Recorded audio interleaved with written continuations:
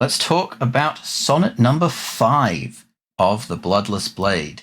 As always, I will not read the whole thing as a single block, but I'll go through line by line. So here we have, I will protect my people from this blight. Do not concern yourself with foreign slights. I will ensure your safety from the fight. I'll always strive to cast away your plights. So here, I considered plights as the word in both of these first two lines, then crossed it out, went with blight and slights instead. Just a little process note for you. Anyway, the reason I went with an AAAA rhyme scheme here, which technically is not correct for a sonnet, the reason I went AAAA is because this prince is so confident, he's speaking so confidently that you have these perfect rhymes every single line in this particular piece of dialogue.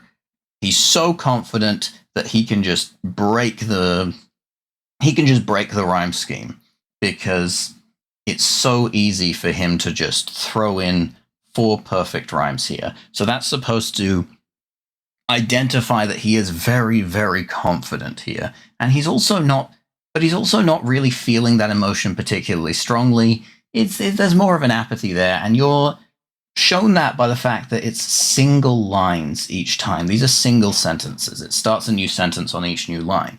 If he was really feeling strongly about this, it would continue as a single line throughout the whole 4 lines of dialogue. So it would continue as a single sentence, but of course here it's 4 distinct sentences.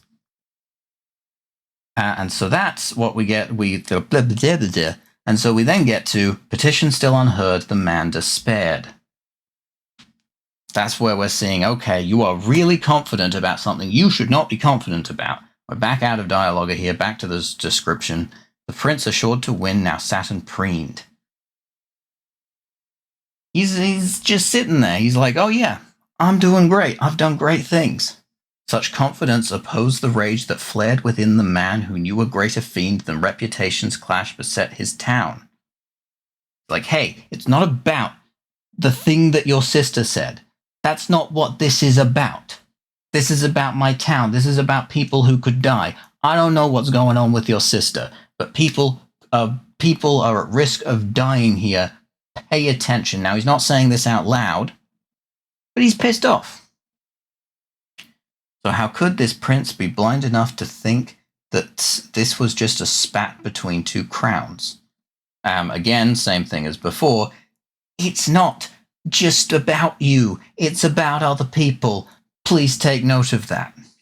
Then this one, I accidentally went to the last 2 lines before putting in the 12th line of the sonnet. That was me messing up here because I thought that I had done 3 full quatrains previously. I had not. I had missed out the 4th line of one of them, so I wrote at the bottom here. The threat against his world too great to shrink, he stood to face this half-wit eye to eye. So this is the internal monologue of the petitioner here. He's saying this prince is an idiot. Yes, I knew him before, because we do find in Sonnet 1, with hope of kinship past raised his appeal, they're friends. They're absolutely friends. Maybe I should have used kithship rather than kinship because they were friends, not family. But regardless, kinship sounds better than kithship, to be honest.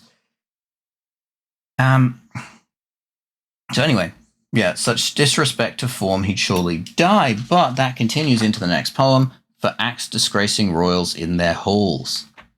So he is so angry. So the prince is so confident that he breaks poetic form.